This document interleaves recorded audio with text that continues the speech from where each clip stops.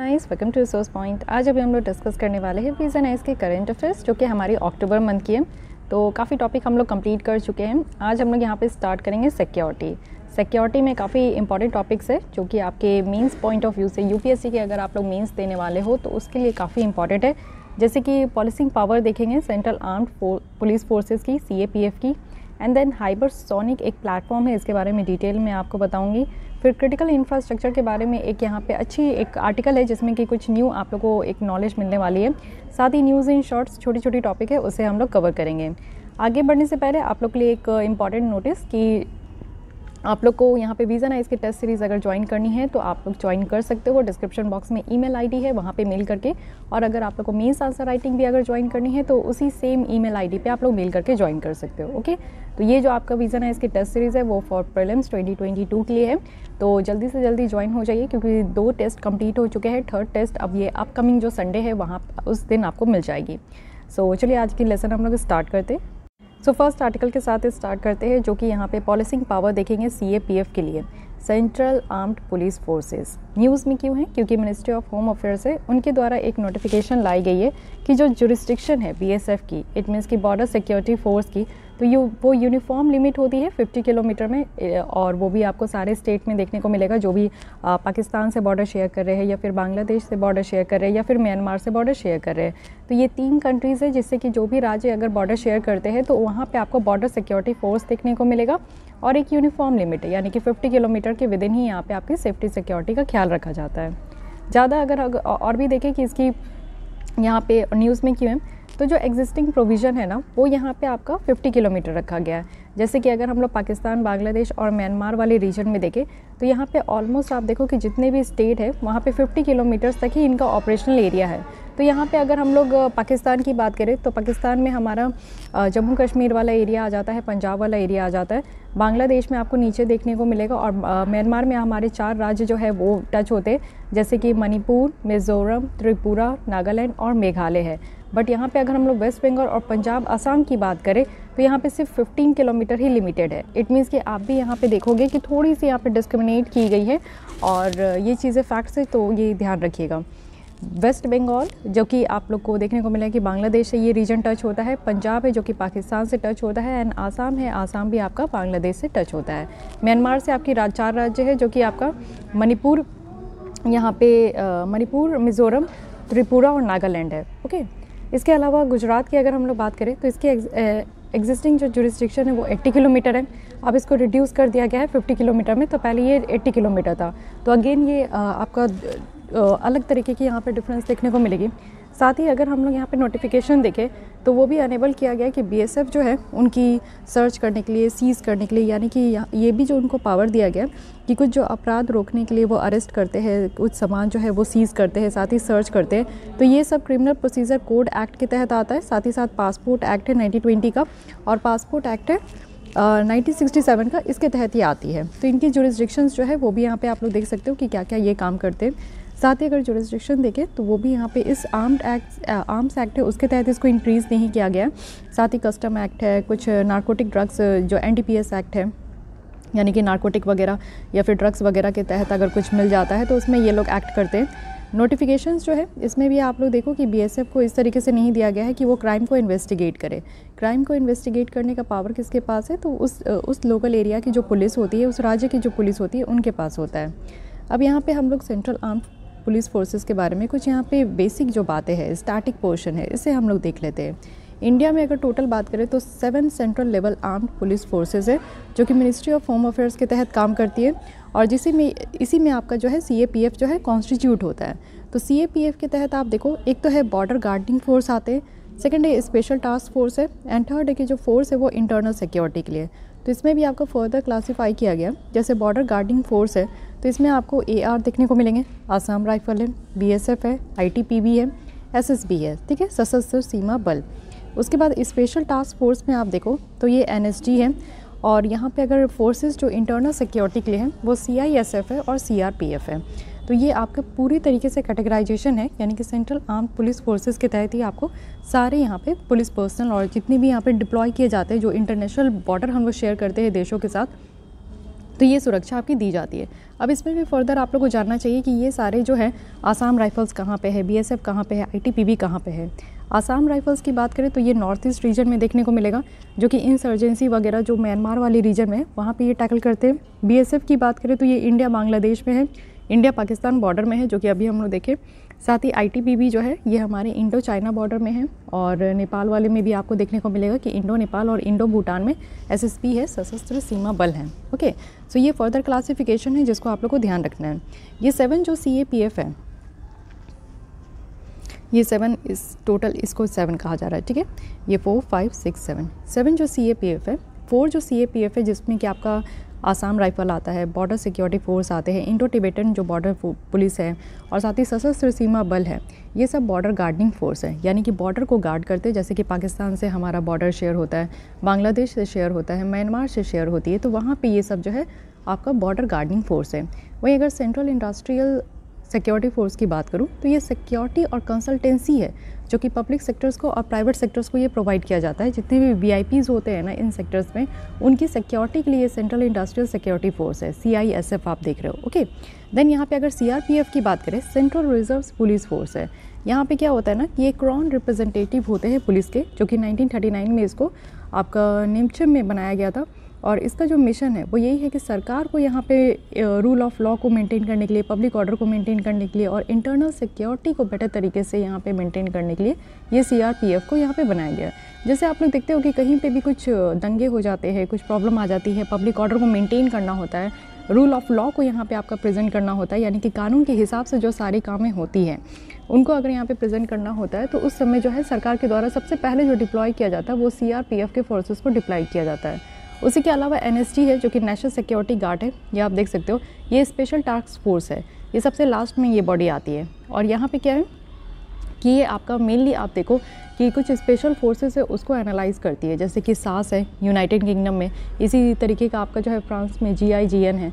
तो NSG commandos की बात करें ना, तो इनको हाई रिस्क टास्क में ट्रेन किया जाता है, जैसे कि काउंटर हाईजैकिंग हो गया या फिर टेररिस्ट ऑपरेशन है तो उसको काउंटर करने के लिए अगर काम किया जाता है तो ये नेशनल सिक्योरिटी गार्ड यहाँ पे आते हैं। तो हाई रिस्क टास्क में किसको दिया गया है? नेशनल सिक्योरिटी गार्ड, ठीक है। तो ये जो हायरार्की है इसको पहले बेसिकली समझिए।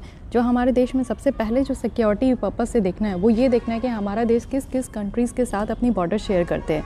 जिस जिस कंट्री में अपनी हमारी बॉर्डर शेयर होती है वहाँ पे कौन कौन से राज्य है, उस राज्य को सेव करना है, उस बॉर्डर को सेव करना है। उसके लिए हमारे यहाँ 4 यहाँ पे बॉडी है, आसाम राइफल है, BSF है, ITPB है और SSB है, फाइन। उसके बाद आता है इंटरनल सिक्योरिटी के लिए, जैसे कि कहीं पे भी कुछ प्रॉब्लम अराइज हो गई तो CISF जो कि यहाँ पे इंडस्ट्रियल सिक्योरिटी फोर्स के लिए यहाँ पे जो कि सिक्योरिटी वगैरह प्रोवाइड करते हैं पब्लिक सेक्टर को और प्राइवेट सेक्टर्स को, जितने भी VIPs हैं। CRPF है जो कि आप कह सकते हो कि सरकार का ये एक पुलिस फोर्स है, जहाँ पे भी कुछ प्रॉब्लम होती है तो गवर्नमेंट इसको डिप्लॉय करती है। और अगर हाई रिस्क जोन है, बड़े बड़े अगर कोई यहाँ पे एक्टिविटीज़ हो रही है, क्राइम हो रही है, तो उस समय आपको ये NSG देखने को मिलेंगे, national security guard. Okay, I hope कि आपके सामने ये पिक्चर क्लियर हो गए होंगे। अब देखते हैं कि डेलीगेशन क्या है, यानी कि पावर क्या है CAPF की। तो इनिशियल अगर डेलीगेशन की बात करें, जो पुलिस पावर है BSF को जो दिया गया वो 1969 में दी गई थी, और ये भी BSF एक्ट 1968 के तहत। तो ये कानून है BSF की, इसको ध्यान रखना है। उसके बाद में चल के इसको नोटिफाई किया गया था 1973 में एंड 2014 में। अगर SSB की बात करें, जो कि है सशस्त्र सीमा बल, जो कि इंडो नेपाल बॉर्डर में देखने को मिलेगा। और यहाँ पे जो है पुलिस को पावर दी जाती है कि वो कोई भी जो क्राइम हो रही है ना उसको इन्वेस्टिगेट करे, चाहे वो कोई भी क्राइम जो है आपका किसी भी कैटेगरी में हो और क्रिमिनल प्रोसीजर कोड के तहत हो। तो इंडो नेपाल बॉर्डर में आपको सशस्त्र सीमा बल देखने को मिलेंगे, जिसमें कि पुलिस को पावर दिया गया कि वो इन्वेस्टिगेट करे, ठीक है।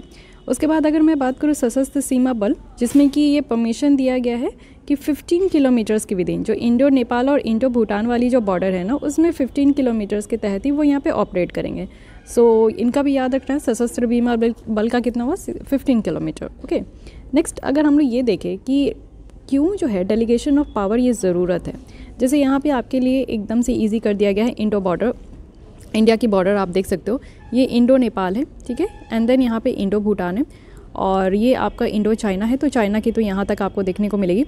एंड देन यहाँ पे म्यांमार से स्टार्ट होती है, एंड देन ये नीचे आपको इंडो बांग्लादेश देखने को मिलेगा, इंडो पाकिस्तान ये इस साइड है, वेस्टर्न साइड। इंडो अफगानिस्तान ये छोटी सी एरिया है। इट मीन्स कि हमारी जो बॉर्डर शेयर होती है अफगानिस्तान के साथ, this is only 106 kilometre, okay.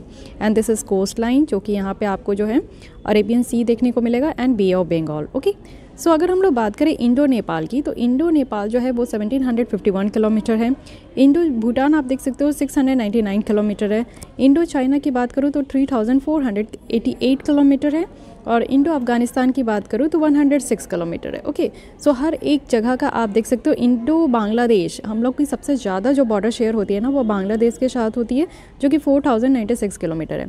तो ये हर किसी की ये जो आपकी डिस्टेंस है उसको याद करने की ज़रूरत नहीं है, बट हाँ एक लमसम आइडिया होनी चाहिए कि सबसे ज़्यादा बॉर्डर जो है हम लोग बांग्लादेश के साथ शेयर करते हैं एंड सबसे कम जो है वो अफगानिस्तान के साथ शेयर करते हैं, ओके।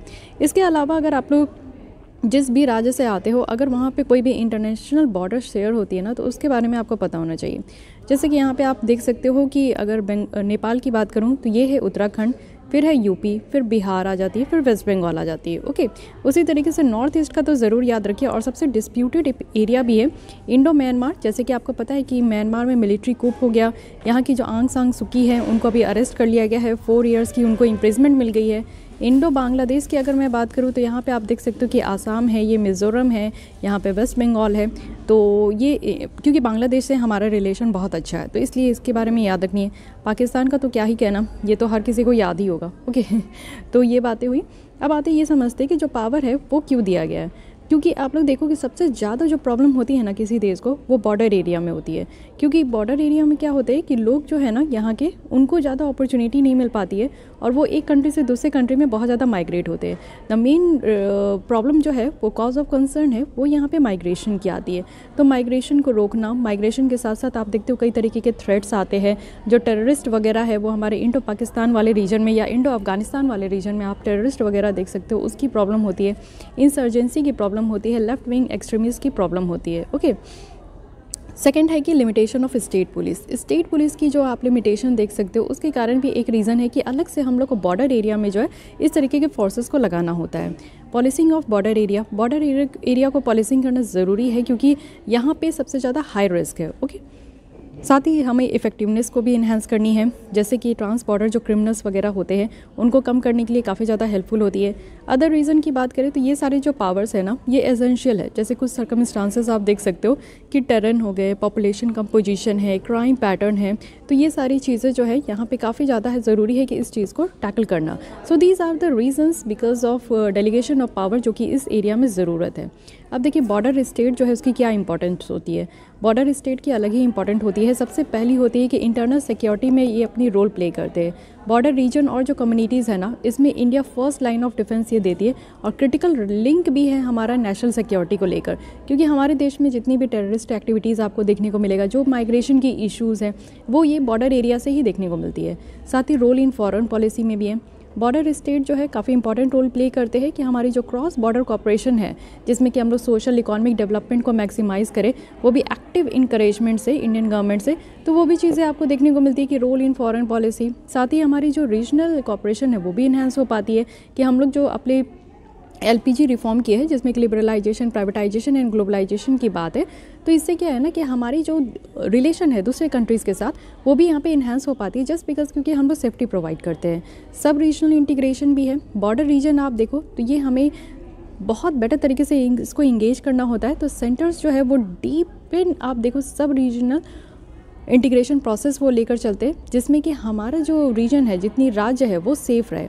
तो काफ़ी ज़्यादा आप लोग देखो कि यहाँ पे अगर बॉर्डर हाट आप देखो तो बॉर्डर हाट भी लगाया जाता है बांग्लादेश वाले बॉर्डर एरिया में। साथ ही और भी जो हमारे देश है उस एरिया में आप देखो तो वो ज़्यादा जो है एक इंटीग्रेशन हो, यानी कि जो लोग हैं हमारे बॉर्डर एरिया में रहते हैं, चाहे वो दूसरे कंट्री को या हमारे देश के हो, तो इनमें एक जो है इंटीग्रेशन हो सके, एक साथ मिलजुल कर ये रहे। तो इसलिए हमारा इंपॉर्टेंस जो है वो बॉर्डर स्टेट का बहुत ज़्यादा है। लेकिन फिर भी आप देखते हो कि सबसे ज़्यादा जो परेशानी होती है वो बॉर्डर स्टेट को ही झेलना होता है। तो क्या क्या इश्यूज़ है, क्या क्या चैलेंजेस है जो कि ये फेस करते हैं।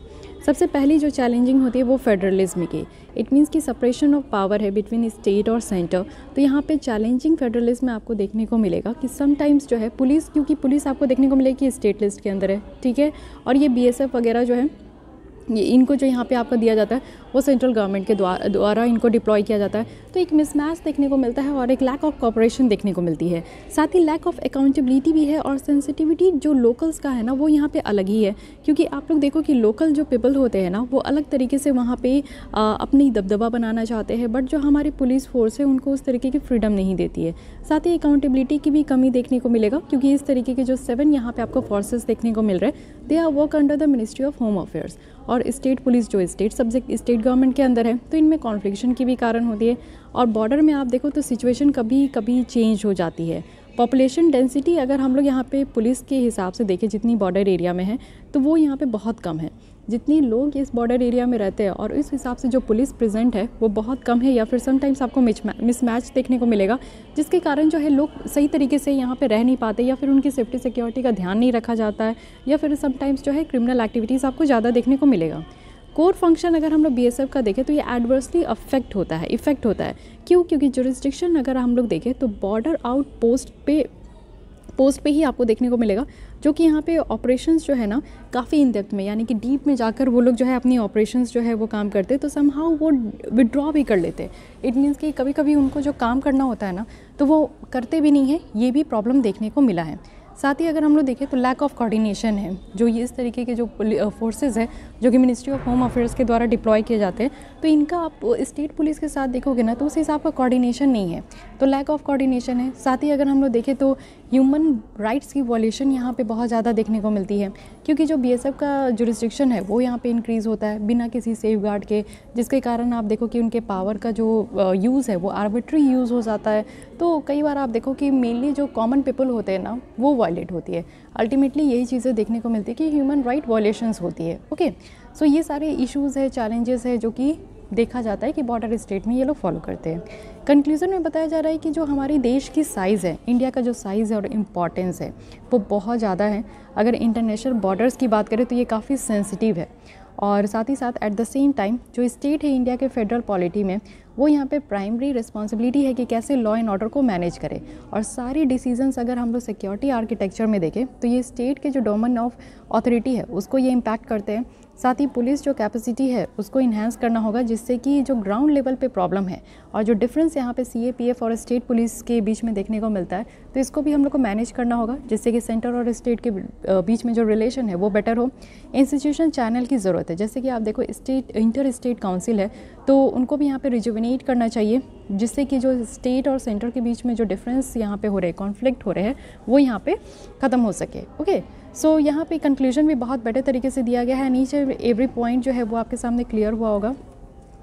साथ ही अगर सिग्निफिकेंस देखें रिसेंट मूव का, तो सिग्निफिकेंस क्या है कि इस तरीके से जो पुलिसिंग पावर ज़्यादा से ज़्यादा सेंट्रल आर्म्ड पुलिस फोर्सेस को दी गई है, तो इससे आप देखो कि यूनिफॉर्मिटी आती है लोगों में, सिक्योरिटी काफ़ी इन्हांस हो जाता है। इट मीन्स कि ट्रांस बॉर्डर जो क्रिमिनल्स एक्टिविटीज़ है वो कहीं ना कहीं कम होते हैं। साथ ही अगर ऑपरेशनल एरिया देखें तो उसमें डेप्थ जो है वो इन्हांस होती है। BSF वगैरह जो काम करते हैं वो बेटर तरीके से काम करते हैं, उनकी अपनी रिस्पॉन्सिबिलिटी है जिसको कि वो यहाँ पे निभाते हैं। साथ ही ये जो मूव है ना ये काफ़ी ज़्यादा नेसेसिटेड है, क्योंकि जो ड्रोन वगैरह की जो इंसिडेंस है वो इंक्रीज़ हो रही है। क्योंकि आप देखते हो कि अब क्या हो रहा है ना कि पाकिस्तान के द्वारा भी आप देखो कि ड्रोन वगैरह भेजी गई थी, मतलब कि हमारे एरिया में, जिसके कारण वेपन्स वगैरह भी है। ड्रोन वगैरह में भी आप देखो कि कई तरीके के ऐसे एडवांस टेक्नोलॉजी आ गया है कि अब वेपन और ड्रग्स जो है वो ड्रॉप किए जा रहे हैं जम्मू एंड कश्मीर, पंजाब वाले रीजन में। तो जिस तरीके से टेक्नोलॉजी इन्हेंस हो रही है, जिस तरीके से टेक्नोलॉजी का डिप्लॉयमेंट ज़्यादा हो रहा है, उस तरीके से हम लोग को भी यहाँ पे ज़्यादा से ज़्यादा एक दूसरे को और इस तरीके से मूव लेना ज़रूरी होगा। Okay, so this is all about policing power, जिसमें आपको मेनली यहाँ पे सेंट्रल आर्म्ड पुलिस फोर्सेस के बारे में बताई हूँ। आई होप कि जिसको भी ये कन्फ्यूजन होता था कि बॉर्डर गार्डिंग फोर्सेस क्या है, स्पेशल टास्क फोर्सेस क्या है, या फिर ये जो 7 फोर्सेस है इसके बीच में अगर किसी भी तरीके की आपके पास कन्फ्यूजन होती होगी, तो आई होप कि अब आपके पास ये जो डाउट है वो डिस्ट्रॉय हो चुकी होगी। और इसी के साथ ये भी पता चला होगा कि इनको क्यों यहाँ पे डिप्लॉय किया गया है। यहाँ पे आप देख सकते हो कि इंडियन बॉर्डर जो है ये बहुत क्लियर कट यहाँ पे समझाई गई है।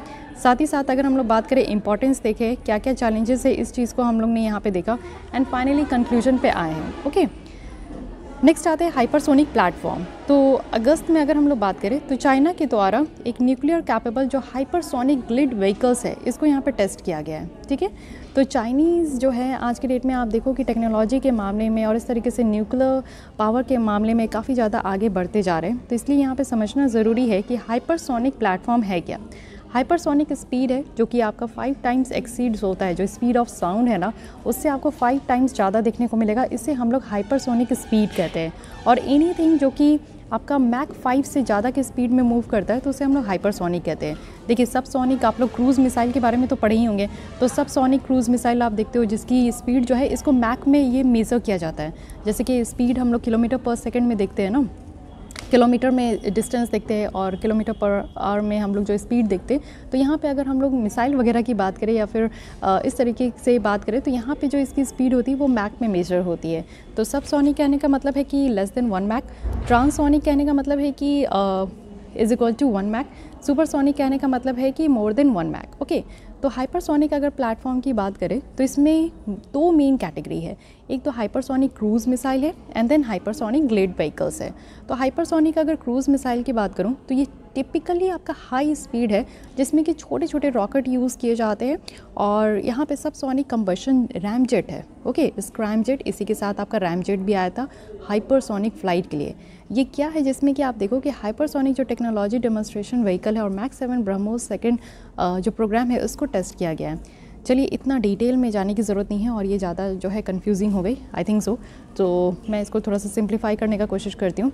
यहाँ पे हाइपरसोनिक क्रूज़ मिसाइल, ओके, इसके बारे में आप समझो कि ये जो ब्रह्मोस मिसाइल आया था, ब्रह्मोस कहने का मतलब है कि ब्रह्मपुत्र रिवर हमारे इंडिया से है और ये मॉस रिवर जो है आपकी रशिया से है। तो ये ब्रह्मोस मिसाइल जो है हम इंडिया और रशिया मिलके इसको डेवलप कर रहे हैं और ये मिसाइल हमारे यहाँ पे हाइपरसोनिक क्रूज़ मिसाइल है क्योंकि ये काफ़ी ज़्यादा स्पीड से जाएगी, मोर देन मैक 5 मैक इनकी स्पीड होगी। ओके, साथ ही साथ अगर हाइपरसोनिक ग्लिड व्हीकल की बात करूँ तो ये बूस्ट ग्लिड वेपन है, यानी कि पहली यहाँ पे बूस्टेड, यहाँ पे आप देखो कि वेपन है एक रॉकेट के थ्रू जो है, बहुत ही पावरफुल ये वेपन आप कह सकते हो, जो कि एक एप्रोप्रिएट एल्टीट्यूड और स्पीड के साथ इसको ड्रॉप किया जाएगा। जैसे आप देखते हो ना कि कोई रॉकेट जाता है तो रॉकेट से जो वेपन आपका छोड़ा जाता है, ड्रॉप किया जाता है, तो वो कहीं पे भी जा सकता है। लेकिन यहाँ पे ग्लिड व्हीकल में क्या होगा ना, ग्लिड व्हीकल में कि जहाँ पे भी आपको ड्रॉप करना है, जैसे इस एरिया में ड्रॉप करनी है, तो ये जो रॉकेट आपका जाएगा ना तो एक्यूरेसी के साथ वो यहीं पे आपका जो है ड्रॉप किया जाएगा, इस मीन्स इसको वेपन को ही, बस ये एक्यूरेसी के साथ इसी एरिया में ये ड्रॉप किया जाएगा। तो इसको हम लोग कहते हैं हाइपरसोनिक ग्लिड व्हीकल। ये सोच के थोड़ा सा अजीब लगता है क्योंकि इतनी स्पीड में क्या ये पॉसिबल है कि रॉकेट के द्वारा जो वेपन ड्रॉप किए जा रहे हैं वो एग्जैक्ट एक पोजीशन में आए और एक एप्रोप्रिएट स्पीड के साथ आए। तो ये थोड़ी सी आप भी शॉक्ड हो रहे होंगे, बस यस दिस इज़ पॉसिबल और ये हो चुका है हाइपरसोनिक ग्लिड व्हीकल्स के साथ। ओके, तो ये दोनों में डिफरेंस समझ में आ गया। क्रूज़ मिसाइल में क्या है कि आपका सिर्फ जो है यहाँ पे स्पीड है मोर देन आपका मैक 5 है और मैक 7 है, और उसी के साथ अगर गिल्ड व्हीकल की बात करूँ तो ये आपका जो है ना ड्रॉप करने के लिए ये बूस्टर है। ओके, बूस्टर वेपन है, जो वेपन को यहाँ पे एक एप्रोप्रिएट एल्टीट्यूड में और स्पीड के साथ जो है वो एक प्लेस में जहाँ पे भी ड्रॉप करना है वहाँ पे भी वो ड्रॉप करेंगे। यूएस, रशिया, चाइना की अगर हम लोग बात करें तो ये मोस्ट एडवांस आज के डेट में हाइपरसोनिक वेपन प्रोग्राम है इनके पास, और नंबर ऑफ़ अदर कंट्रीज़ भी है जिनके पास इस तरीके के वेपन है, जैसे ऑस्ट्रेलिया है, इंडिया है, फ्रांस है, जर्मनी है और जापान है, और भी ये है जो कि डेवलप कर रहे हैं।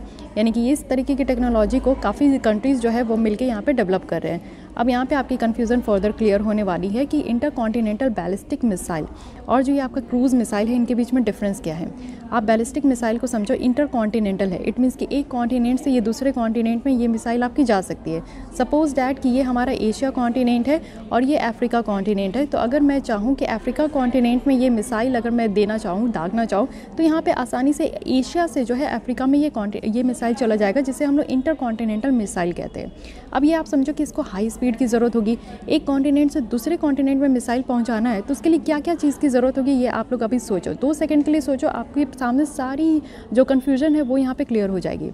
तो जिस तरीके से ट्रेडिशनल बैलिस्टिक मिसाइल है और इंटरकॉन्टिनेंटल बैलिस्टिक मिसाइल है ना, ये एक आर्क इस तरीके से क्रिएट करता है, ठीक है, एक बैलिस्टिक पाथ यहाँ पे क्रिएट होता है, और यहाँ पे अगर हम लोग बात करें तो 2-4 मिनट ही लगता है,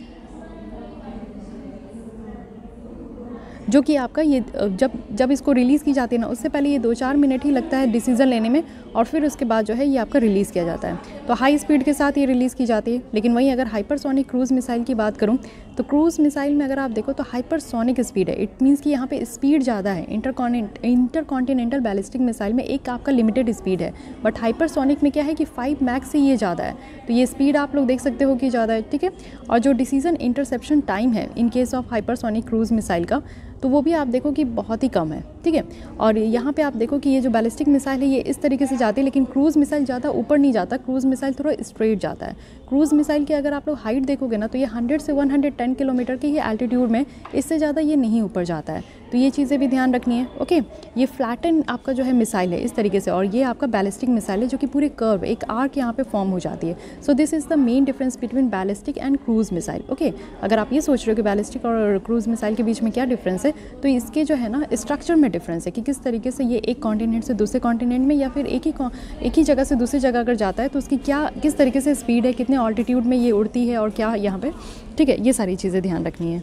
फाइन, अगर हम लोग देखें कि स्ट्रैटेजिक इम्प्लीकेशन क्या है, जिस तरीके से ये हाइपरसोनिक टेक्नोलॉजी को ग्रो किया जा रहा है तो इसका क्या इम्पैक्ट होने वाला है। तो सबसे पहली बात है कि जो current military balance of power है ना वो अपसेट हो सकती है। क्यों? क्योंकि आप देखो कि आज की डेट में हम लोग न्यूक्लियर पावर और न्यूक्लियर वॉर हेड की हम लोग ज़्यादा इस्तेमाल कर रहे हैं। इट मीन्स कि मोस्ट हाइपरसोनिक वेपन जो ये यूएस का है ना वो इस तरीके से नहीं है कि हम लोग न्यूक्लियर वॉर हेड को यूज़ कर सके। इट मीन्स कि यहाँ पे वॉर हेड क्या होता है ना कि एक आपका एक इक्विपमेंट होता है जिसमें कि वो सारे टॉर्पीडो वगैरह जो है ये न्यूक्लियर मिसाइल जो है अपने साथ लेकर जाती है। तो यहाँ पे बैलेंस ऑफ पावर जो है वो कहीं ना कहीं अपसेट देखने को मिल रहा है। इनएडवर्टेड एस्केलेशन है। मेनली यहाँ पे क्या होगा ना कि जिस तरीके से ये वेपन्स बढ़ते जा रहे हैं उस तरीके से थ्रेट भी बढ़ते जा रहा है, और साथ ही जो वार्निंग रिस्पांस टाइमिंग है वो कम होते जा रहा है कि ये सारे वेपन की जो स्पीड है वो इतनी फास्ट होगी कि यहाँ पे अर्ली वार्निंग जो सिस्टम होती है कि कुछ समय पहले या कुछ घंटों पहले जो है लोगों को वार्न कर दे कि हाँ इस एरिया में कुछ थ्रेट है, तो उस तरीके का भी नहीं हो पाता है। तो ये एक अलग प्रॉब्लम है। स्ट्रैटेजिक इनस्टेबिलिटी है। हाइपरसोनिक वेपन की बात करूँ तो क्विक लॉन्च देखने को मिलेगा, एकदम से तुरंत लॉन्च हो जाती है, हाई स्पीड होती है, और साथ ही साथ ये जो एडवेंचरिज्म है उसको इंकरेज भी करती है, और इनकी जो एस्केलेशन कंट्रोल है वो बहुत डिफ़िकल्ट है। जैसे ये अगर यहाँ पे आप देखो कि ये लॉन्च हुआ तो लॉन्च होते ही ये तुरंत ही ये अपने टारगेट को हिट करने के लिए जाती है, तो इसको रोकना, बीच में कंट्रोल करना ये काफ़ी डिफ़िकल्ट हो जाता है। तो ये इनस्टेबल भी है। साथ ही आप देखो कि फ़्लाइट पाथ को अनप्रिडिक्टेबल है, पता ही नहीं चलेगा कि किस फ्लाइट पाथ यानी कि किस जगह से ये मूव करके जाएगी, तो अगेन ये एक रिस्क हो जाती है। न्यूक्लियर आर्म्स रेस है। डिमॉन्स्ट्रेशन जो यहाँ पे चाइनीज़ मिसाइल का किया गया है तो ये कंसीडर किया जा रहा है कि very close to a Sputnik movement. जो पहले भी रशिया का स्पुतनिक था ना, उसी से ये कहा जा रहा है कि एक सैटेलाइट है जो कि 1957 में सोवियत यूनियन के द्वारा यानी कि रशिया के द्वारा स्पुतनिक को लॉन्च किया गया है। ये वही स्पुतनिक है, रशिया की पहली ये मिसाइल थी, इसलिए यहाँ पे वैक्सीन भी जो क्रिएट किया गया, बनाया गया था कोरोना वायरस के लिए, तो उसका भी नाम स्पुतनिक रखा गया था। Okay, so this was the similarity. तो यहाँ पे क्या है कि उस समय भी आप देखो कि न्यूक्लियर आर्म रेसेस है, क्योंकि ये बहुत ही क्लोज है, जैसा स्पुतनिक है वैसे ही इस बार देखने को मिला है जो चाइनीज़ मिसाइल यहाँ पे डिमॉन्स्ट्रेट हुआ है। तो ये जो टेस्ट है ना, इस टेस्ट में ये देखा गया है कि न्यू मल्टीफेसेट और जो फिनेंशियली डेलिब्रेटिंग जो कॉस्ट है वो यहाँ पे इस न्यूक्लियर वेपन्स में लगी है।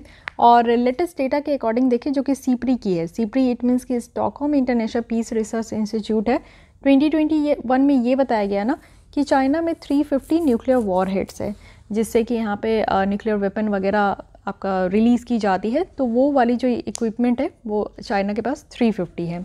तो सीप्री एक रिपोर्ट है जो कि हर एक देश की हालचाल बताती है कि किस देश में कितना वॉर हेड है, कितनी न्यूक्लियर मिसाइल कैपेबिलिटीज़ है, तो ये सारी चीज़ें इस रिपोर्ट के द्वारा पता चलता है।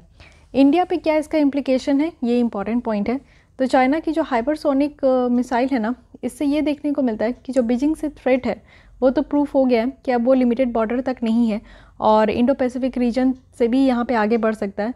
तो चाइना एक सीरियस सिविलियन है और मिलिट्री थ्रेट भी हो चुका है हमारे देश के लिए, क्योंकि एक तो पड़ोसी है और आप लोग को पता है कि बिना मिसाइल के भी वो कितना डराता है, चाहे वो हमारा पैंगोंग शो वाला रीजन हो, लद्दाख वाला रीजन हो, या फिर अरुणाचल प्रदेश वाला रीजन हो, या फिर भूटान में आप देखो कि वो तो इंटर कर ही चुका है, भूटान का भी एक एरिया कहता है कि उन्हीं का है। तो ये जितने नेबरिंग स्टेट है ना, उनको काफ़ी ज़्यादा तकलीफ़ पहुंचाता है ये चाइना। तो अगर इस तरीके का अगर हम लोग वॉरहेड भी देख रहे हैं तो इससे एक अलग तरीके का टेंशन जो है वो क्रिएट हो जा रहा है। तो ये एक न्यू इम्पैक्ट आपको इंडिया के ऊपर देखने को मिलेगा। अगर इंडिया में आप देखो तो हर एक तरीके से हर एरिया में यहाँ पे थ्रेट है, जैसे कि इकॉनमी पॉइंट ऑफ व्यू से, स्पेस में, टेक्नोलॉजी में, जियोपॉलिटिक्स में। तो इस तरीके से जो मिसाइल यहाँ पे इतनी टेक्नोलॉजी आपकी डेवलप हो रही है, तो हमारे देश के लिए ये कहीं सही नहीं है। और चाइना इस तरीके का अगर टेस्ट कर रहा है तो हमारे लिए तो ये कहीं से गुड न्यूज़ नहीं है। यहाँ पे आप देखो इंडिया की प्रोग्रेस जो कि हाइपरसोनिक टेक्नोलॉजी को डेवलप करने के लिए, वैसे आप लोग देखो टेक्नोलॉजी के मामले में हम लोग इतने भी पीछे नहीं हैं, हम लोग भी कोशिश कर रहे हैं। सबसे पहले ब्रह्मोस सेकंड है जो कि हम लोग रशिया के साथ कोलैबोरेट किए हैं और ब्रह्मोस सेकंड यहाँ पे डेवलप कर रहे। एक मैक 7 है ये हाइपरसोनिक, मीन्स मैक 5 से भी ज़्यादा, ये मैक 7 है हाइपरसोनिक, एक क्रूज़ मिसाइल है। इट मीन्स कि ये आप लोग देखो कि लो इनकी एल्टीट्यूड होती है। साथ ही ये शेड्यूल किया गया है कि इनिशियल ऑपरेशनल कैपेसिटी जो है वो 2025 से लेकर 2028 के बीच में ये आपका इंडक्ट करा दिया जाएगा। तो पहली तो ब्रह्मोस ऑलरेडी है हमारे पास, ये सेकंड भी आ रही है। मिशन शक्ति है, मिशन जो शक्ति है ये स्पेस एसेट को प्रोटेक्ट करने के लिए है।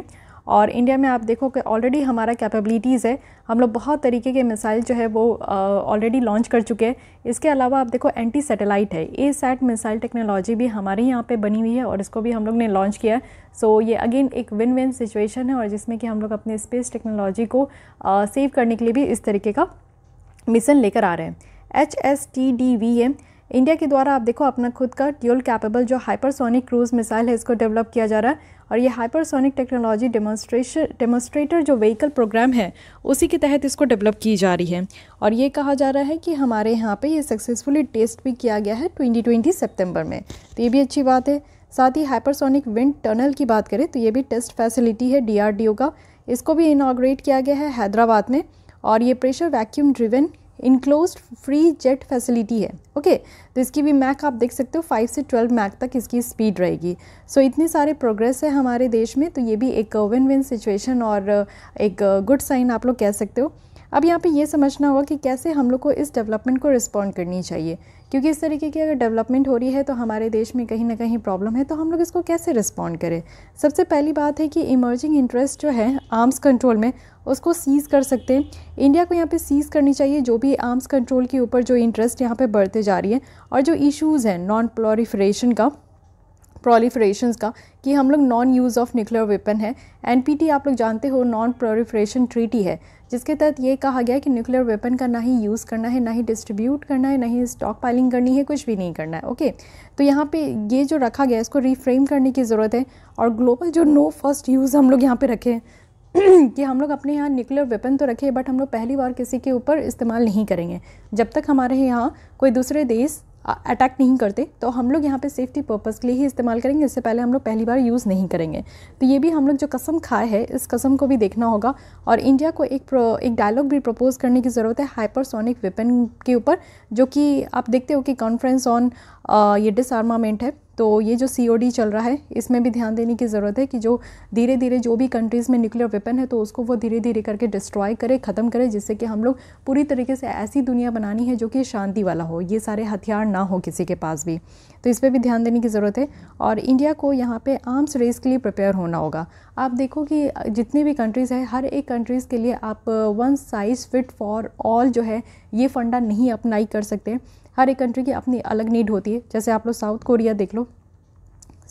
नॉर्थ कोरिया आप लोग देख लो, इनकी अपनी अलग ही चलती है। इसके अलावा आप लोग अफ़गानिस्तान देखो जहाँ पे आज की डेट में आपकी तालिबान है, इनकी अपनी ही अलग चल रही है। म्यांमार में एक अलग ही अपना देश चल रहा है। तो कुछ कंट्रीज़ ऐसे हैं हमारे यहाँ। ऊपर से आप वेस्ट एशिया की भी देख सकते हो, येमन में, ओमन में।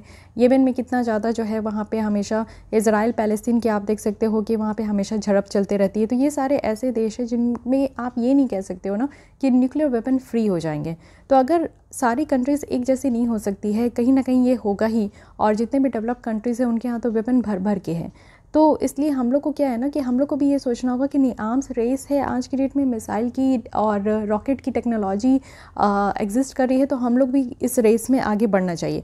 भले हम लोग यहाँ पे किसी को हर्ट ना करें, बट हाँ हमारे पास ये टेक्नोलॉजी होनी चाहिए। स्पेस सिचुएशनल अवेयरनेस की ज़रूरत है। इंडिया का यहाँ पे एम होना चाहिए कॉम्पिटिटिव एडवांटेज का।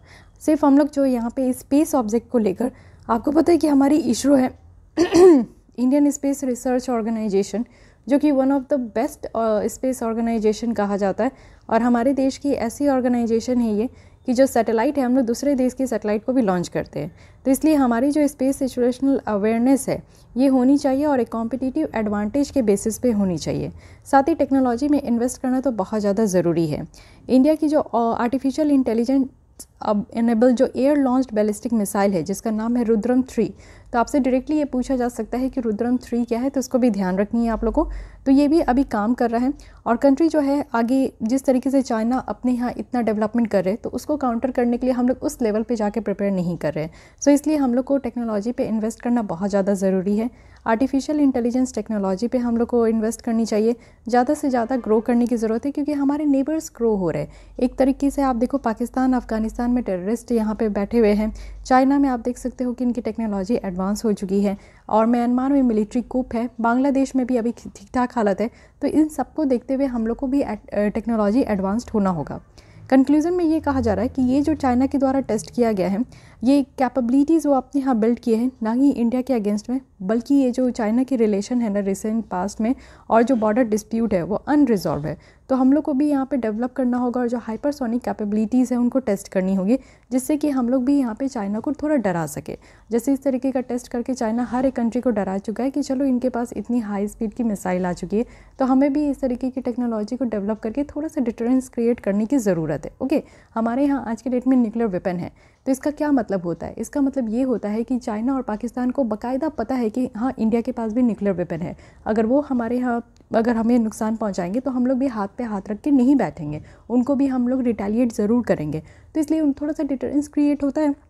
जिस दिन उनको लगेगा कि हमारे पास तो कोई यहाँ पे वेपन ही नहीं है, कोई हथियार ही नहीं है, तो क्या करेंगे, वो लोग ज़रूर अटैक करने का कोशिश करेंगे। तो ये होता है कि डिटरेंस क्रिएट करने के लिए एटलीस्ट हम लोग को ये आर्म्स रेस में आगे बढ़ना होगा, इस तरीके की टेक्नोलॉजी को एडवांस करनी होगी और साथ ही साथ जो है टेक्नोलॉजी में इन्वेस्ट करना होगा। ओके, सो ये रहा इसकी पूरी तरीके से सार। सो आई होप कि आपको ये जो आर्टिकल है ये भी आपको अच्छे तरीके से क्लियर हो गया होगा। काफ़ी जो टेक्निकल वर्ड होते हैं वो उसकी जो क्लियरिटी है वो निकल कर आई होगी। इसके अलावा भी अगर कोई भी आपको डाउट क्वेरी सजेशंस हो जाती है तो you are freely ask in comment box. Okay, so coming to the next article जो कि है क्रिटिकल इंफ्रास्ट्रक्चर।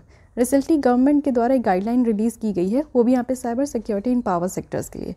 क्या है कि सेंट्रल इलेक्ट्रिसिटी जो अथॉरिटी है वो यहाँ पे आप लोग देखो कि साइबर सिक्योरिटी जो एक कानून है सेंट्रल इलेक्ट्रिसिटी अथॉरिटी और रेगुलेशन 2019 है, इसकी सेक्शन 3 और क्लॉज 10 है जिसमें कुछ गाइडलाइंस रखा गया है कि कैसे पावर सेक्टर्स में साइबर सिक्योरिटी यहाँ पे लेकर चलना है। तो इस गाइडलाइंस में कुछ यहाँ पे एक्शंस रखी गई है कि कुछ एक्शन लेने की ज़रूरत है पावर सेक्टर्स में। साथ ही साथ अब हम लोग देखते हैं कि क्रिटिकल इंफ्रास्ट्रक्चर की क्या मीनिंग होती है। क्रिटिकल इंफ्रास्ट्रक्चर कहने का कि एसेंशियल जो फिजिकल और इंफॉर्मेशन टेक्नोलॉजी फैसिलिटी है, नेटवर्क है, सर्विसेज है, एसेट्स है, अगर ये डिस्टर्प्ट हो जाए, अगर ये बर्बाद हो जाए, डिस्ट्रॉय हो जाए, तो हमारे देश में जो हेल्थ सेक्टर है, सेफ्टी है, सिक्योरिटी है, हमारी अर्थव्यवस्था है, सोशल वेलबिंग है, कहीं ना कहीं ये सीरियस इम्पैक्ट देखने को मिलेगा। साथ ही सरकार का जो फंक्शनिंग है वो भी इनइफेक्टिव हो सकता है। तो कहने का मतलब है कि ऐसा इंफ्रास्ट्रक्चर जिससे कि हर एक चीज़ें लिंक है, हर एक फील्ड लिंक है, और अगर इस तरीके की यहाँ पे कुछ प्रॉब्लम होती है तो हर एक जगह प्रॉब्लम होगी, तो इसे हम लोग क्रिटिकल इंफ्रास्ट्रक्चर कहते हैं। केमिकल्स हो गए, डैम्स हो गए, इमरजेंसी सर्विसेज हो गई, पावर एंड एनर्जी है, बैंकिंग एंड फाइनेंशियल सर्विसेज है, गवर्नमेंट फैसिलिटीज़ है, हेल्थ केयर है, इंफॉर्मेशन टेक्नोलॉजी है, ट्रांसपोर्टेशन है, न्यूक्लियर रिएक्टर है, ये सबको कंसीडर किया जाता है कि हमारे देश में ये क्रिटिकल इंफ्रास्ट्रक्चर है। So this is the best example. आप लोग ये समझ सकते हो कि हर एक सेक्टर्स हमारे देश की जो है वो क्रिटिकल इंफ्रास्ट्रक्चर में काउंट होती है। अब यहाँ पे क्रिटिकल इंफ्रास्ट्रक्चर सिक्योरिटी का अगर इंपॉर्टेंस की बात करें तो यहाँ पे आप लोग देखो कि रेजिलिएंट और सिक्योर इंफ्रास्ट्रक्चर है जो कि काफ़ी वाइटल है हमारे इकोनॉमिक प्रॉस्पेरिटी के लिए, क्योंकि ये सिर्फ आपका अंडरपिंग ही नहीं है, इट मीन्स कि ये हमारे बिजनेस और सर्विसेज की जो इफेक्टिव ऑपरेटिंग है इसी को नहीं दर्शाती, बल्कि ये लॉन्ग टर्म कॉन्फिडेंस है जो कि यहाँ पे जनरेट होता है किसी रीजन में। तो ये इंपॉर्टेंस है, यानी कि आप लोग देख सकते हो कि यहाँ पे जैसे डैम है तो इसकी अपनी ही महत्व है, पावर सेक्टर इसकी अपनी महत्व है, बैंकिंग फैसिलिटी है, तभी तो आज के डेट में हमारी अर्थव्यवस्था इतने बेटर तरीके से मैनेज है। सो हर किसी का एक अपना अलग अलग इंपॉर्टेंस है। जो लॉस, डैमेज, अनअवेबिलिटी है वो भी शॉर्ट ड्यूरेशन के लिए, तो इसका भी आप देखो काफ़ी कंसिक्वेंसेस होती है और कास्केडिंग इफ़ेक्ट्स भी हमें यहाँ पे देखने को मिलता है। कास्केडिंग इफेक्ट कहने का कि बार बार इफेक्ट देखने को मिलेगा उसका, एक बार अगर लॉस हो रही है, डैमेज हो रही है, तो हर साल और बार बार रिपीटिटिव मोड में इसकी जो है डैमेजेस देखने को मिलेगी। और यही बात नहीं है, आप देखो कि अगर इस तरीके की क्रिटिकल इंफ्रास्ट्रक्चर डिसरप्ट होती है, इसका इम्पैक्ट हमें ग्लोबल सप्लाई चेन में भी देखने को मिलेगा, क्योंकि हर एक फील्ड इससे कनेक्टेड है, तो कहीं ना कहीं ये हर एक फील्ड में इसकी इम्पैक्ट हो सकती है। चैलेंजेस अगर हम लोग देखें कि क्रिटिकल इंफ्रास्ट्रक्चर जो इतनी क्रिटिकल है, इतनी सेंसिटिव है, तो उसको अगर हम लोग प्रोटेक्ट करना चाहें तो उसके पीछे क्या क्या चैलेंजेस है। सबसे बड़ी है इंटरनल रिसोर्सेज। बहुत सारी ऑर्गेनाइजेशन है जो कि यहाँ पे क्रिटिकल इंफ्रास्ट्रक्चर को मेंटेन करने के लिए हेल्प कर रही है, तो उनके पास एनफ ट्रेंड सिक्योरिटी प्रोफेशनल है ही नहीं कि जिस तरीके की सिक्योरिटी की ज़रूरत है हमारे देश में वो नीड पूरी हो सके। तो इंटरनल रिसोर्सेज की कमी है हमारे देश में। साथ ही रिलक्टेंट है इन शेयरिंग इन्फॉर्मेशन। जो इनहिबिशन हमें प्राइवेट और पब्लिक सेक्टर्स में देखने को मिल रहा है इन्फॉर्मेशन शेयर करने के लिए, तो वो काफ़ी वल्नरेबल है हमारे अपने ही सिस्टम में। तो हमारे सिस्टम भी उस तरीके से अप टू द डेट नहीं है, अप टू द मार्क नहीं है। क्लियर लैक ऑफ कोऑर्डिनेशन है जो कि एजेंसीज़ के बीच में। आप देखो बहुत सारी मिनिस्ट्रीज़, बहुत सारे डिपार्टमेंट यहाँ पे इंक्लूड है, और हर एक मिनिस्ट्रीज़ डिपार्टमेंट एक दूसरे के साथ बेटर तरीके से कोऑर्डिनेट नहीं करते हैं। इंटरैक्शन जो हमें इंडियन एजेंसीज़ में देखने को मिलता है वो बहुत कम है। कुछ जो एजेंसीज़ है वो मिनिस्ट्री ऑफ होम अफेयर्स को रिपोर्ट करेंगे, तो कुछ दूसरी एजेंसीज़ है जो कि प्राइम मिनिस्टर के ऑफिस या फिर डिफेंस मिनिस्ट्री या फिर जो मीटी है, electronic and information technology ministries हैं, उनको रिपोर्ट करेंगे। सो इस तरीके की जो कोऑर्डिनेशन की कमी देखने को मिलती है एजेंसीज़ में, ये भी एक बहुत बड़ी इशू है। कैपेबिलिटी एसिमेट्री है। इंडिया में आप देखो कि जो हार्डवेयर और सॉफ्टवेयर जो साइबर सिक्योरिटी टूल्स है उसकी हमारे देश में मैन्युफैक्चरिंग कैपेसिटी बहुत कम है। हम लोग मेनली जो है इंपोर्ट कराते हैं। तो इससे क्या होता है ना कि इससे इंडिया की जो साइबर स्पेस वल्नरेबल है, इसके कारण साइबर अटैक्स होते हैं। तो इसलिए हमें जो है साइबर जो स्पेस है उसे हम लोग को क्रिएट करना होगा। जो साइबर अटैक्स होते हैं उसके अगेंस्ट में हम लोग को यहाँ पे और भी ज़्यादा सशक्त होकर खड़े होना पड़ेगा। तो ऐसा नहीं कि सरकार यहाँ पे हाथ रखिए, सरकार के द्वारा काफ़ी काम भी किए जा रहे हैं, इसे भी हम लोग आगे चल के देखेंगे। लेकिन थ्रेट्स क्या है क्रिटिकल इंफ्रास्ट्रक्चर को? नेचुरल थ्रेट्स है, जैसे कि आप देखते हो कि इंफ्रास्ट्रक्चर हमारी टूट फूट जाती है, बहुत ज़्यादा डिस्ट्रॉय होती है क्योंकि नेचुरल डिजास्टर के कारण। जैसे अर्थक्वेक आ गए तो आप देखते हो कि बहुत सारे इलेक्ट्रिकल जो पोल्स होते हैं वो गिर जाते हैं, बहुत सारे पुल्स, रोड्स, डैम्स सब क्रैक हो जाते हैं। सुनामी हो गया, वोल्केनिक इरप्शन हो गया, एक्सट्रीम वेदर है, हरिकन्स हो गया, फ्लड हो गया। फ्लड के कारण आप देखते हो बहुत सारे जो डैम वगैरह है वो भी टूटने लगते हैं। फायर्स, आग लगने से बहुत सारे जंगल्स जो है और बहुत सारे जंगल्स बोल रही हूँ, जो फॉरेस्ट है वो एरिया ख़त्म हो रहे हैं, बहुत से इंफ्रास्ट्रक्चर जो है वो यहाँ पे बर्बाद हो रहे हैं। So these are the things जो नेचुरल डिजास्टर के कारण यहाँ पे बर्बाद हो रही है। साथ ही ह्यूमन कॉस्ट भी है, जैसे टेररिज्म हो गए, राइट्स हो गए, बहुत जगह फिनेंशियल क्राइम्स भी देखते हो, तो इसके कारण भी हमारी इंफ्रास्ट्रक्चर डैमेज होती है। साथ ही एक्सीडेंटल और टेक्निकल है, हैजार्डियस जो मटेरियल एक्सीडेंट भी आपको देखने को मिलता है, ट्रांसपोर्ट करते वक्त भी एक्सीडेंट हो जाते हैं, पावर ग्रिड फेलियर हो जाती है, सेफ्टी सिस्टम फेलियर हो जाती है। तो इसके कारण भी जो है थ्रेट्स है हमारे क्रिटिकल इंफ्रास्ट्रक्चर में। लेकिन क्या क्या इनिशिएटिव लिया गया है हमारे देश में जिससे कि हम लोग क्रिटिकल इंफ्रास्ट्रक्चर को प्रोटेक्ट कर सके? तो हमारे यहाँ national critical information infrastructure protection centre है, जो कि यहाँ पे नेशनल हमारे देश की जो क्रिटिकल इंफ्रास्ट्रक्चर है उसको प्रोटेक्ट करती है और रेगुलेट करती है। वहीं अगर हम लोग बात करें कि इंडियन जो कंप्यूटर इमरजेंसी रिस्पांस टीम है, जिसे हम लोग सर्ट इन कह रहे हैं, तो नेशनल नोडल एजेंसी है जो कि यहाँ पे कंप्यूटर जो सिक्योरिटी इंसिडेंट है उसको रिस्पॉन्ड करती है। यानी कि जितनी भी तरीके की यहाँ पे आपकी जो भी साइबर क्राइम वगैरह होता है वो रिस्पॉन्ड किया जाता है सर्ट इन के द्वारा। साथ ही यहाँ पे नेशनल साइबर सिक्योरिटी कोऑर्डिनेटर भी है, वो भी नेशनल सिक्योरिटी काउंसिल सेक्रेटेरिएट के तहत, जो कि डिफरेंट एजेंसीज़ के साथ जो है वो यहाँ पे कोऑर्डिनेट करते हैं। साइबर स्वच्छता केंद्र है, यानी कि आप लोग देखो कि बॉटनेट क्लीनिंग है और मालवेयर एनालिसिस सेंटर है, जिसको कि लॉन्च किया गया है मैलिशियस प्रोग्राम को डिटेक्ट करने के लिए। साथ ही ट्रेनिंग और मॉक ड्रिल्स भी है, जो गवर्नमेंट ऑर्गेनाइजेशन है उनके द्वारा भी यहाँ पे साइबर सिक्योरिटी जो मॉक ड्रिल्स है उनको कंडक्ट किया गया, ऑर्गेनाइज किया गया, जिससे कि जो साइबर सिक्योरिटी पोस्चर है ऑर्गेनाइजेशन का उससे हम लोग एसेस कर सके। पर्सनल डेटा प्रोटेक्शन बिल है, ये एक बिल है जिसमें कि जो right to privacy under the article 21 यहाँ पे रखी गई है। तो डेटा को प्रोटेक्ट करने के लिए, प्राइवेसी को प्रोटेक्ट करने के लिए हमारे देश में कानून बनाई जा रही है, बट अभी भी ये एक बिल है, इसको कानून नहीं बनाया गया है।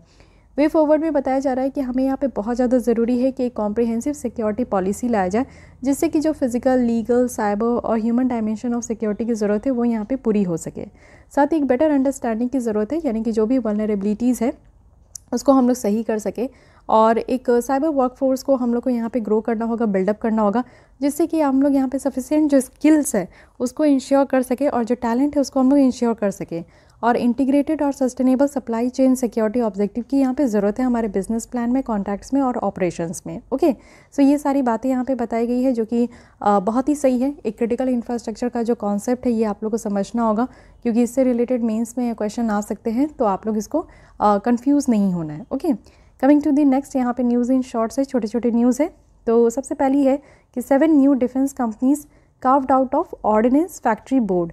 तो डिपार्टमेंट ऑफ डिफेंस प्रोडक्शन है जिनके द्वारा 7 डिफेंस पब्लिक सेक्टर्स यूनिट जो है वो फॉर्म किया गया है, और इनका विज़न है कि जो ऑटोनॉमी है, अकाउंटेबिलिटी और एफिशिएंसी है ऑर्डिनेंस सप्लायर्स में, तो वो यहाँ पे पूरा हो सके। तो यहाँ पे ऑर्डिनेंस कहने का मतलब होता है कि जैसे मिलिट्री से रिलेटेड जो यहाँ पे आपके इक्विपमेंट होते हैं ना, जैसे कि गोला बारूद, ये सारी चीज़ें, तो इन सबकी जो सप्लाई है वो अब एकदम ऑटोनॉमी तरीके से होगा, अकाउंटेबिलिटी के साथ होगा और एफिशिएंट तरीके से होगा। तो ये सारे जो डिफेंस पब्लिक सेक्टर यूनिट्स है ना, अब ये हमारे जो इंपोर्ट सब्स्टिट्यूशन है उसके लिए हेल्प करेंगे, क्योंकि बहुत सारी मिलिट्री इक्विपमेंट हम लोग इंपोर्ट कराते थे। तो जैसे कि आपको पता है कि आत्मनिर्भर भारत बनने की बात की जा रही है कि अब हम लोग सारे सामानों को अपने देश में मैन्युफैक्चर करेंगे और इंपोर्ट को कट डाउन करेंगे। तो इसी के लिए आपको देखने को मिलेगा कि अब यहाँ पे काफ़ी हेल्प हो पाएगा कि हम लोग अपने देश में ही मैन्युफैक्चर कर पाएंगे और सेल्फ रिलायंट हम लोग इस डिफेंस प्रिपेयर्डनेस में भी बन पाएंगे। एज़ यू नो ऑलरेडी कि इंडिया जो था वो वर्ल्ड का 3rd लार्जेस्ट मिलिट्री स्पेंडर है 2020 में, यूएस और चाइना के बाद, कि हम लोग अपने डिफेंस सेक्टर्स में बहुत ज़्यादा खर्च करते हैं। तो ये भी एक रीज़न है जिसके लिए हमें जो है, अगर हम लोग बाहर से मंगवा रहे हैं तो क्यों ना अपने देश में ही इसको प्रिपेयर किया जाए। साथ ही क्या क्या स्टेप्स दिया गया है जिससे कि डिफेंस मैन्युफैक्चरिंग हमारे देश में और मजबूत हो। सबसे पहले डिफेंस एक्विजिशन प्रोसीजर जो है वो 2020 में लाया गया। 209 जो है डिफेंस आइटम्स को इंक्लूड किया गया पॉजिटिव इंडिजनाइजेशन लिस्ट में, जो कि ये एक ऐसा लिस्ट होता है जिसमें कि जो भी यहाँ पे इक्विपमेंट आपका इंक्लूड किया जाता है तो उसको हम लोग इंपोर्ट नहीं कर सकते, अपने देश में उसको मैन्युफैक्चर करनी है। साथ ही corporatisation of ordnance factory board है, यहाँ पे जो भी आपका गोला बारूद वगैरह है तो उसको अब हम लोग इंपोर्ट करना बंद करेंगे। इनोवेशन करनी है, यानी कि यहाँ पे न्यू आइडियाज़ को यहाँ पे क्रिएट करना है, इंप्लीमेंट करना है। एंड देन सृजन पोर्टल है, ये एक ऑनलाइन पोर्टल है जिसमें कि डेवलपमेंट जो सपोर्ट है वो MSME सेक्टर्स, स्टार्टअप्स और इंडस्ट्रीज़ को प्रोवाइड की जाएगी। साथ ही डिफेंस इंडस्ट्रियल कॉरिडोर है जो कि यूपी और तमिलनाडु में बनाई जा रही है। ओके, साथ ही अगर हम लोग देखिए अभ्यास, तो व्हाट इज़ अभ्यास? अभ्यास एक high speed expendable aerial target है जो कि सक्सेसफुली फ्लाइट टेस्ट किया गया है DRDO के द्वारा। और अगर हम लोग परफॉर्मेंस देखें इस टारगेट एयरक्राफ्ट का, तो वो मॉनिटर किया जाता है टेलीमेट्री के द्वारा। तो ये थोड़ी बहुत छोटी बहुत या बात है। ये अभ्यास है क्या, ये याद रखिएगा। High speed expendable aerial target है। कुछ एक्सरसाइजेज न्यूज़ में दी, these are very important for your state PCS, like JMEX यहाँ पे J फॉर आपका जापान है एंड I फॉर इंडिया है। ये मिलिट्री एक्सरसाइज है जो कि अरेबियन सी में कंडक्ट किया गया। ओके, एक्सरसाइज यहाँ पे अजय वॉरियर है, ये इंडिया और UK के बीच में। मित्र शक्ति है जो कि आपका मित्र शक्ति Indian army and Sri Lankan army के बीच में। ये एक्सरसाइज युद्ध अभ्यास है जो कि इंडिया और US के बीच में। कैम्ब्रियन पेट्रोल एक्सरसाइजेस है जो कि ये UK आर्मी के द्वारा ये ऑर्गेनाइज किया जाता है।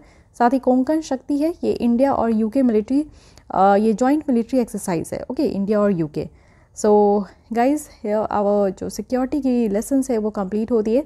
कल हम लोग स्टार्ट करेंगे इन्वायरमेंट के साथ। ओके, सो अगर आप लोग को विज़न है इसकी टेस्ट सीरीज ज्वाइन करनी है तो आप लोग को डिस्क्रिप्शन बॉक्स में email ID है, वहाँ पे ज़रूर मेल करके ज्वाइन हो सकते हो। और साथ ही फिर भी कोई भी डाउट, कोई सजेशन है तो कमेंट कीजिए एंड मेक श्योर कि आपने हमारे चैनल को सब्सक्राइब कर लिया। मिलते हैं कल हम लोग इसी टाइम पे। आज के लिए बस इतनी। Thank you.